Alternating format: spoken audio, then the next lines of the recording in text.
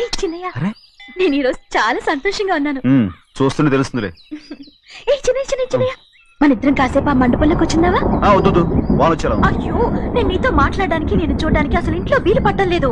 నేను నీతో చాలా చాలా మాట్లాడాలి. రేపు మాట్లాడుకోవచ్చులే. పైగా అయ్యగారు కూడా ఇంట్లో లేరు, వస్తే మన కోసం ఎత్తుకుంటారు. హలో, యజమానురాలాగా చెప్తున్నాను, బోధపడిందా? బోధపడిందమ్మా. రండి.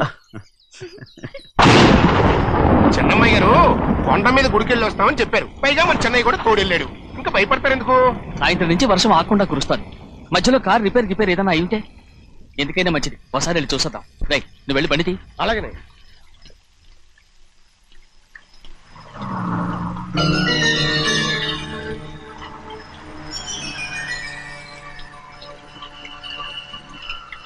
చూడండి, ఆ కారు మందే అనుకుంటానండి. అవునయ్యా, ఆ బండి 288. నేను అప్పుడే చెప్పాగా బండి రిపేర్ ఏదన్నా అయి ఉంటుందని. రైట్, పక్కన ఆపరా. చాలా పొద్దుపోయింది, ఇంటికి పోవా?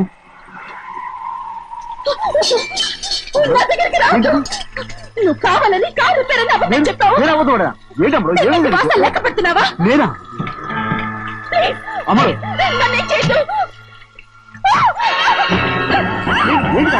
పిచ్చి పట్టిందా?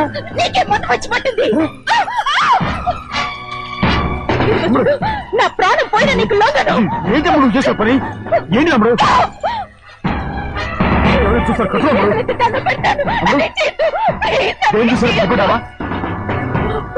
ఎవరైనా వస్తారా? చిన్నయ్య,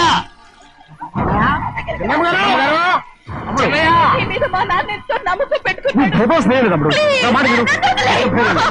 కదా. రామ్,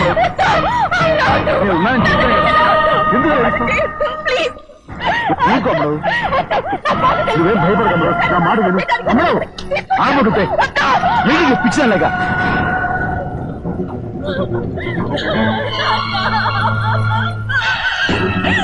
ఏంటమ్మా ఇది? చెప్పమ్మా, చెప్పు. కారు పేరు చెప్పి నన్ను మండపంలోకి తీసుకొచ్చాడు. వర్షం పడుతుంది, కారు రిపేర్ చేయలేమని ఇక్కడే ఉందామని నన్ను అదోలా చూశాడు. నాకు చాలా భయం వేసింది. ఏ పర్వాలేదు, నడిచేనే వెళ్ళిపోదాం నేనంటే, నువ్వు విదేశాలు చదువుకుని వచ్చావు, ఆ మాత్రం అర్థం చేసుకోలేవా? ఈ ఒక్క రోజుకి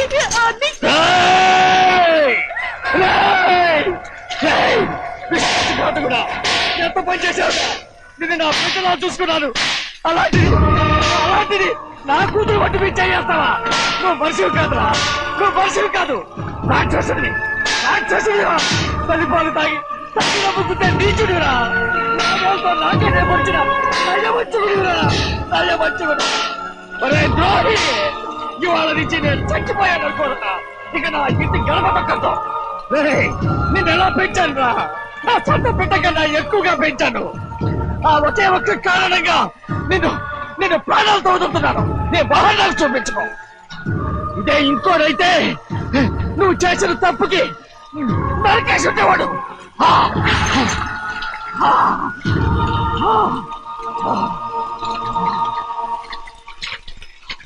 పదమ్మా, రే రండిరా. ఇవాళతో వాడికి మనకి రుణం తిరిగిపోయి.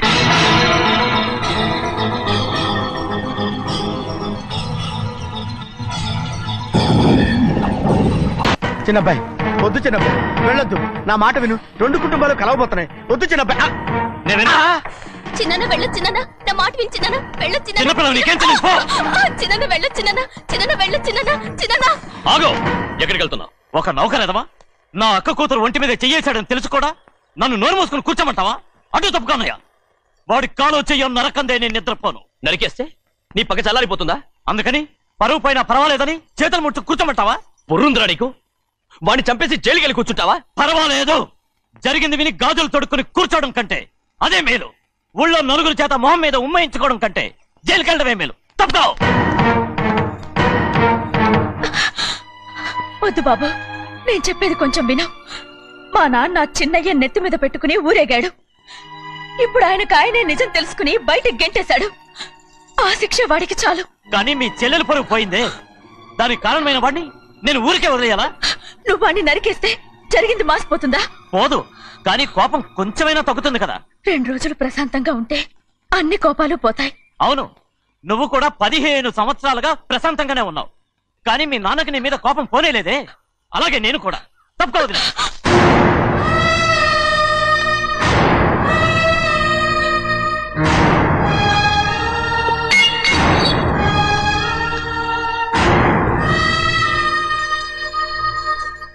వాడి కోపంలో కూడా న్యాయం ఉంది గౌరీ. ఎవడో చేసిన దాన్ని ఎవడు చేసుకుంటాడు చెప్పు? న్యాయంగా చూస్తే వాడు చేసుకోవాల్సిన పిల్ల. వాడు మనతో పాటు చిన్న వయసులో వచ్చేసాడు కాబట్టి ఆ కుటుంబానికి విరోధయ్యాడు. పోన్లే, తను నాకు మర్యాద ఇవ్వకపోయినా నీకైనా ఇచ్చాడు. అచ్చా రే మణిదీరా. ఎందుకయ్యా చెన్నైని అడగాలి? కలుపు తీయడానికి ఎంతమంది కూలీలు కావాలో చెన్నైకే తెలుసండి. శనక్కాయలు ఏ కొట్లో అమ్మాలో చెన్నైకే తెలుసండి. జొన్న చేనుకు మందు కొట్టారో లేదో చెన్నైకే తెలుసండి. అయ్యా మరి నేను వెళ్ళొస్తానండి. ఎక్కడికి వెళ్తున్నావు? చెన్నై దగ్గరికండి. ఎందుకు? అదేనండి, కౌలు డబ్బులు ఎవరెవరి పేరుతో ఏ ఏ బ్యాంకుల్లో వేయాలి, ఈ దివాణానికి కావలసినటువంటి వస్తువులన్నీ ఎక్కడ కొనాలి, ఇవన్నీ చెన్నైకే తెలుసండి. అడిగి తెలుసుకుందామని బయలుదేరా. ఏంటయ్యా ఇన్ని రోజులు ఇవన్నీ చెన్నై చూసుకుంటుంటే మీరందరూ ఇంట్లో తినుకొచ్చిన ఏం చేస్తారు? గాడిదలు కాస్తున్నారా? చే ఇది ఇల్లా సత్రమా? అబ్బా నువ్వు ఉండవయ్యా, నేను చెప్తున్నాను కదా. వంటింట్లో ఏమేం చేయాలో ఎంతెంత చేయాలో తెలియక అందరూ ఖాళీగా కూర్చున్నారు. 2 రోజుల నుంచి చెన్నై పళ్ళకు రావట్లేదంటగా. వెంటనే డ్రైవర్ పంపించి చెన్నైని పిలిపించండి. 2 రోజులుగా నువ్వు ఎక్కడికి వెళ్ళావు? సముద్రం ఎలా ఉంటుందో చూద్దామని వైజాగ్ వెళ్ళానండి. వెళ్ళా సముద్రంలో గోవిందయ్య అయ్యా ఈ లెక్క చూసి పంపించి. నీకు లెక్క చూసి కదా డబ్బులు ఇవ్వాలి. మరి ముందే అయ్యా అయ్యా అంటూ ముష్టోళ్ళగా చేయి చెప్తావిట్రా. నువ్వు ఎప్పుడు వచ్చావు, నీకు ఎంత ఇవ్వాలి చెప్పు. గుమ్మస్తా మీరా నేనండి. మీకు లెక్కలు తెలియకపోతే వెళ్ళి చెన్నై గారిని అడగండి. ఏంట్రా డబ్బా ఇస్తున్నావా? నన్ను ఉద్యోగం అనేది వెళ్ళిపోమన్నారు కదా. అంటే ఏడుస్తావిట్రా? ఎక్కడికి వెళ్ళాలో ఎలా బతకాలో తెలియక ఏడుస్తుంటా. సరే ఏడో ఒక. ఇప్పుడు మా ఇల్లు చూసుకోవడానికి ఎవరు లేరురా. నా కూతురు కూడా ఇక్కడే పని చేస్తుంది. మరి నువ్వు మా ఇల్లు జాగ్రత్తగా చూసుకుంటావా? అలాగేనండి. ఈ ఉద్యోగం పర్మనెంట్ కదండి? అది నీ నరకం మీద ఆధారపడి ఉంటుంది. అంతే కదా, తప్పకండి. ఎలా అదేంట్రా నరాలు తగినట్టు నడుస్తున్నావు? బాలేదా? ఇంకోటి నడుస్తాను. ఎలా? నువ్వు పర్మనెంట్ గా టెంపరవరీయే. అమ్మా, చెన్నైని ఇంట్లోంచి బయటికి పంపించినంత మాత్రాన నీ ఆత్మ శాంతించదని నాకు తెలుసమ్మా. త్వరలోనే అక్కయ్యని నాన్నని కలిపి మన 2 కుటుంబాలని ఒకటి చేస్తాను. వెనక ముందు చూసుకోకుండా గొడ్డను బాదినట్టు బాధేశారు. కూతురు ఏం చెప్తే అది నమ్మేటమేనా? అసలు ఏం జరిగింది, ఎలా జరిగిందని ఒక్క మాట అయినా అడిగాడు ఆ పెద్ద మనిషి. మరి నువ్వైనా చెప్పలేకపోయావేంటి?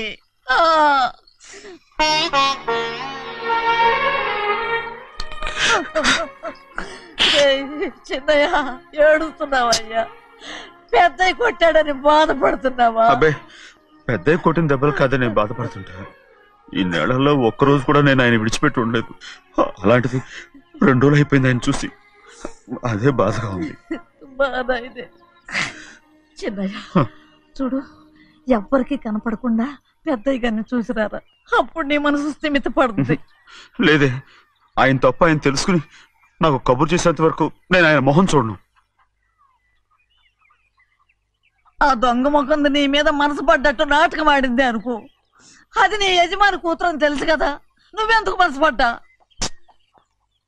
సిగ్గిడిసి తన అందరి ముందు పంపు సెట్ దగ్గర స్నానం చేస్తూ నా మీద పడ్డప్పుడు కూడా నేను మనసు పడలేదే.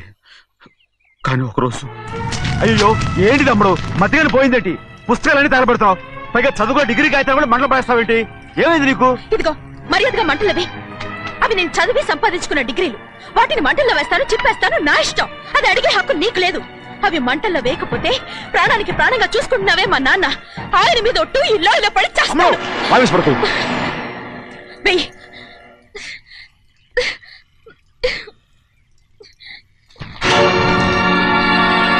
తగలబెడుతుంది నువ్వు చదువుకున్న చదువుని కాదు, మా పెద్దయ్య పెంచుకున్న ఆశల్ని, ఆయన కన్న కలల్ని. పర్వాలేదు,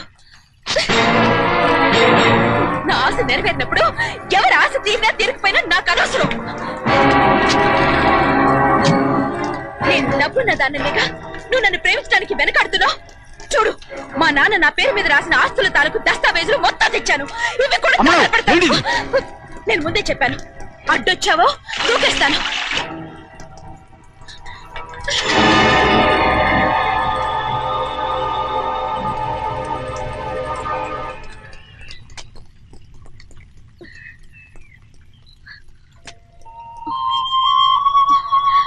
చూడు, ఇప్పుడు నేను ఒట్టి ప్రభావతిని. నాకు చదువు లేదు, డబ్బు లేదు. ఇప్పుడేనా ఒప్పుకుంటావా? మరి చిన్నపిల్ల మాడతావేటి? ఎన్ని చెప్పినా సరే నువ్వు మా పెద్ద కూతురువి. అలాంటిది నేను పెళ్లి చేసుకోవడం ఏంటి? మరి అర్థమైన మాడతావు.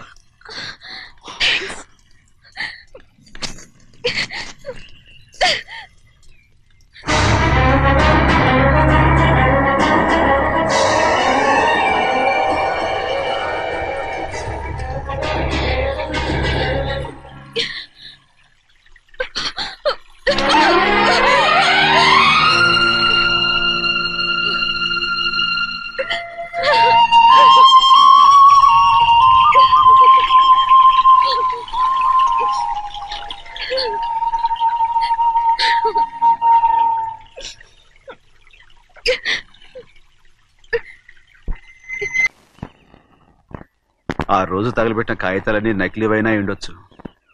తనకు తెలుసుగా నేను చదువురాని ముద్దునని. ఆ పాపిష్టిది ఎంత నాటకం ఆడింది, నీ మీద ఎంత పగబోనింది. అసలు నువ్వు చేసిన తప్పేమిట్రా?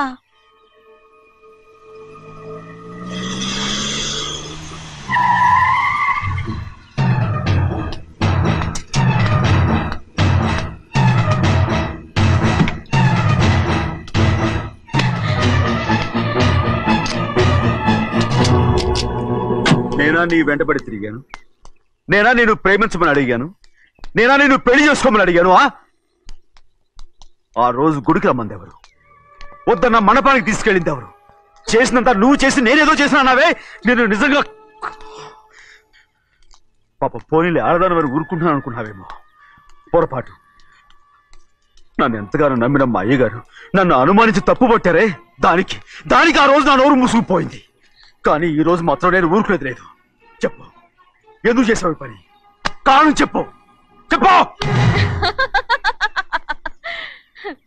ఒకే ఒక్క కారణం, నిన్ను మా ఇంట్లోంచి వెళ్ళగొట్టాలి. ఎంతో ఇష్టంగా చూసుకునే మా నాన్న నిన్ను అసహించుకోవాలి. మా అక్క కుటుంబం 15 సంవత్సరాల నుంచి మా నాన్నకు దూరంగా ఉండటానికి కారణం నువ్వు. అంతేకాదు, మా అమ్మ మాకు లేకుండా పోవడానికి కారణం కూడా నువ్వే. అలాంటి నీకు మా ఇంట్లో రాజ మర్యాద, అందరి మీద అధికారం. కన్న కూతురైన నాకంటే మా నాన్నకి నీ మీద ఎక్కువ ప్రేమ. అందుకే నిన్ను ఇలా మోసం చేశాను, నమ్మించాను. అర్థమైందా? Good bye.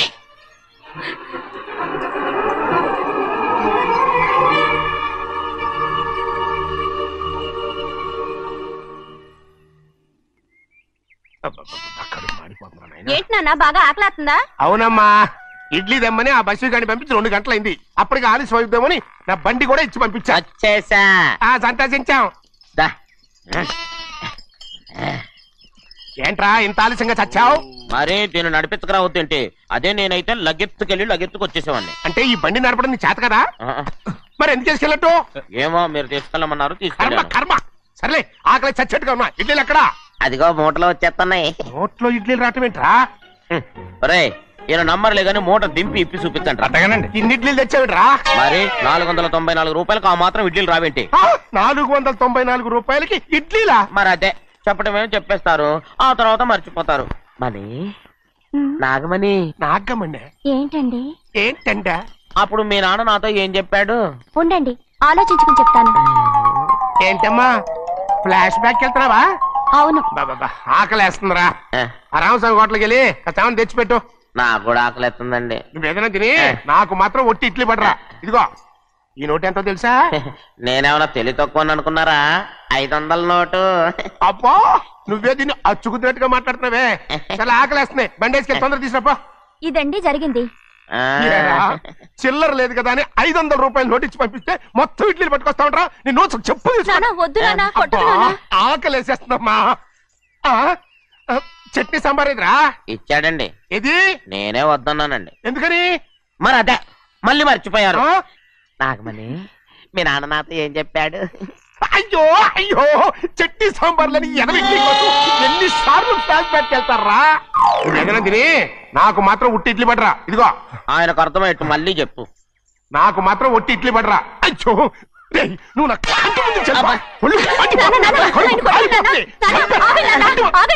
ఆయనతో పాటు నేను బయటకు వెళ్ళిపోతాను. ఎందుకంటే ఆయన్ని నేను మీ దిక్కుమాలిన ప్రేమ కథ వినే ఓపిక ఎవ్వరికి లేదమ్మా.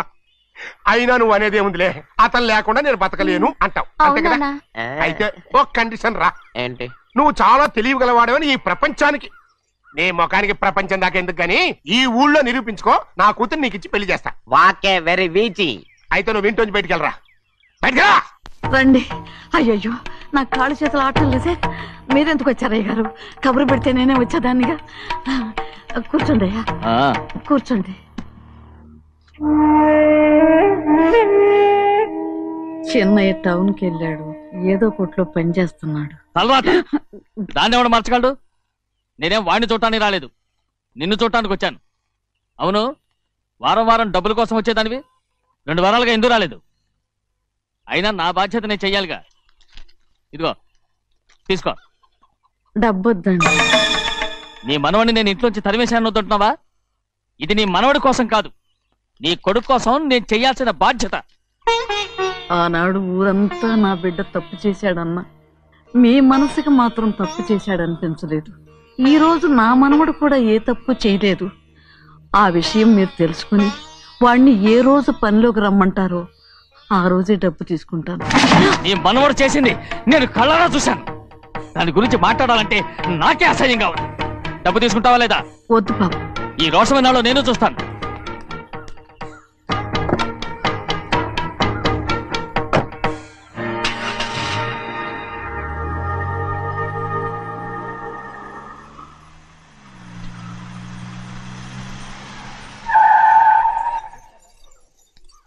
ఏంట్రా అందరూ ఇంట్లో పనులు మానేసి బయట కబుర్లు చెప్పుకుంటున్నారు? పెద్దమ్మాయి గారు అల్లుడు గారు మన ఇంటికి వచ్చారండి. వాళ్ళతో పాటు బంధువులు కూడా తీసుకొచ్చారండి, అందుకే మేమేం అనలేకపోయామండి. తాంబూలాలు కూడా పట్టుకొచ్చారండి.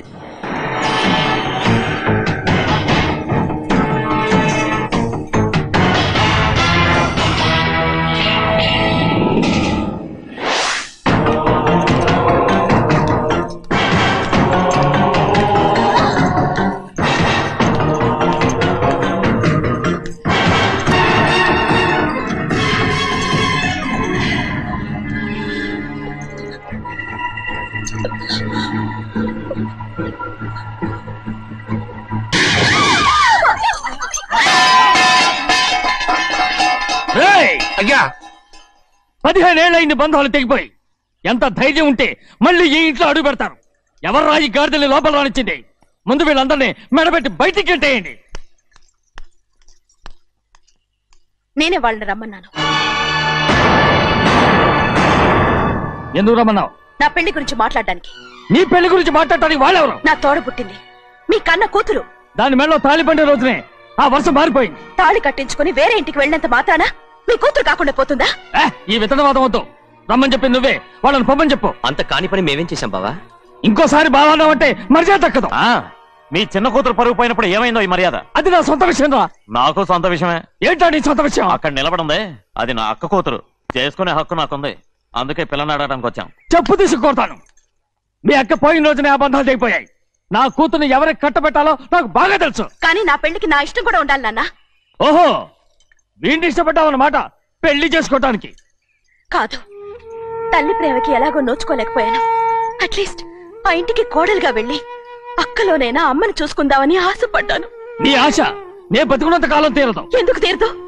నా పెళ్లికి మీ అనుమతి అవసరం లేదు. నేనిప్పుడు మేజర్ని. ఎవరితో మాట్లాడుతున్నావే? ఆయన మనకు జన్మనిచ్చిన తండ్రి. ఆయనకిష్టం లేకుండా నీ పెళ్లి జరిగిపోతుంది అనుకుంటున్నావా? నువ్వు మేజర్ని అంటున్నావే. ఇంతవరకు నిన్ను చదివించి పెద్దదాన్ని చేసింది ఎవరు? విదేశాల్లో చదివినంత మాత్రాన నోటికొచ్చినట్టు మాట్లాడతావా?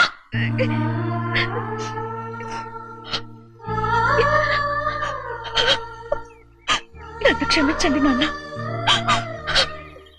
ఎలాగైనా మన కుటుంబం కలవాలనే ఆశతో దాని మాటలు వినే ఇక్కడికి వచ్చాం. మీ ఇష్ట ప్రకారమే ఎవరికైనా ఇచ్చి పెళ్లి చేసి దాన్నైనా చివరి దాకా మీతోనే ఉంచుకోండి.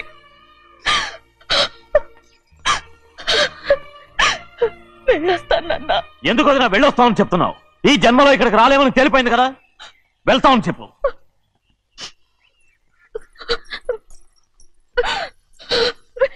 గోవిందయ్య, అయ్యా ఈ దరిద్రాన్ని బయటపడే. అలాగేనండి. నన్ను క్షమించండి నాన్న. ఊరుకోమ్మా, ఏదో తెలియక చేసావు, పర్వాలేదు. ఏమైందిరా అంతరాట పరిగెత్తున్నారు? ఉండవా ఏమయ్యా, ఏంటి అంతరాట పరిగెత్తున్నారు? నువ్వు నాకు అగనిస్ట్ పార్టీ, నేను నీకు చచ్చినా చెప్పకూడదు. అయినా వయసులో పెద్దవాడు అడుగుతున్నావు కాబట్టి చెప్తున్నాను. మన బసవాడు లేడు, వాడు పండిస్తున్నాడంట. అగా బసవాడు ఏంటి, కొండ ఎత్తడం ఏంటి?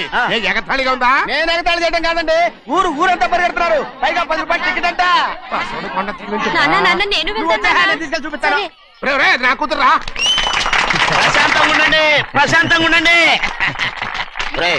ఆంజనేయ స్వామికి పంట కాలే బాగా ఒళ్ళు పట్టంటారా.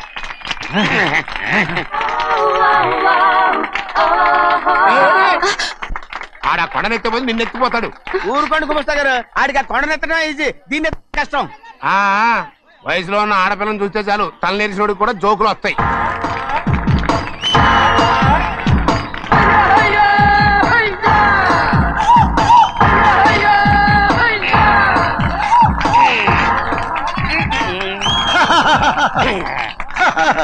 రెడీ. ఏంట్రా రెడీ? కొండనెత్తు. ఓ 50 మందిని పిలవండి. ఎందుకు?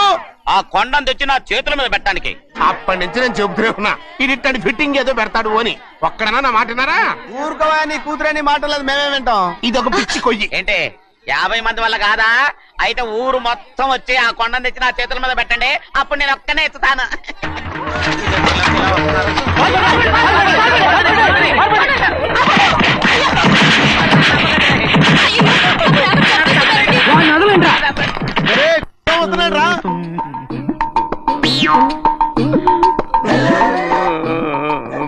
ఎందుకయ్యా అమాయకుని పట్టుకుని అందరూ చిత్త కొడుతున్నారు? అమాయకుడా? వీడా? అవును. స్వామి స్వామి, మా వారిని రక్షించినందుకు చాలా థ్యాంక్స్ అండి. ఏ స్కూల్లో చదువుతున్నారా? Co education. అదే కరెక్ట్. Correct correct correct. ఇటు ఇప్పుడు మాట్లాడు. నీ కూతుర్ని ఇతనికి ఇచ్చి చెయ్యాలి అంటే ఇతను తెలివైన వాడని నిరూపించుకోమన్నారుగా. అవును. ఇప్పుడు నేను చెప్తున్నాను, ఇక్కడున్న మీ అందరికంటే ఇతనే తెలివైన. ఆంజనేయుడు తప్ప ఆ కొండను ఎవరైనా ఎత్తగలరా? చేయలేని దాన్ని చేయగలనని చెప్పి మీ అందరిని నమ్మించి ఇక్కడ తీసుకొచ్చాడే, ఇతను తెలివైనడు కదంటారా? ఇది తీవ్రంగా ఆలోచించవలసిన విషయం. కరెక్ట్. ఒక తెలివైన వాడే ఎదుటి వాళ్ళని తెలివి తక్కువ వాళ్ళని చేయగలడు. He is very bright. ఇప్పుడైనా ఒప్పుకుంటారా? ఒప్పుకున్నట్టే, గుండె మీద చేసుకున్నాడు కనుక. స్వామీజీ మీ ఆశీర్వాదం ఉంటే వచ్చే వారం నేను నీళ్ల మీద నడుస్తాను, ఆపై వచ్చే వారం భూమి మీద ఈదుతాను. అలాగా? ఏది నీళ్ళల్లో నడు చూద్దాం. ఇక్కడ నీళ్లు లేవే. నువ్వు నీళ్లలో నడుస్తావో నేల మీద ఎత్తావో నాకు అనవసరం. నా కూతురుతో నువ్వు సరిగ్గా నడుచుకుంటావా లేదా? స్వామీజీ చెప్తే నడుచుకుంటాను. స్వామిలాగా మాత్రం నడవకు. ఈ జన్మలో చస్తే నీకు పెళ్ళి అవుతుంది. చేతులు కలపచ్చుగా, భజన వాయించండి. వెళ్ళొస్తాను. ఏంట్రా? అది నా పెళ్ళం చెయ్యి. ఓ సారీ, నా చేతి కర్ర అనుకున్నాను. స్వామీజీ అంటే వీడు కర్రను వదిలేసి కన్నీని ఎత్తుకెళ్తున్నాడు.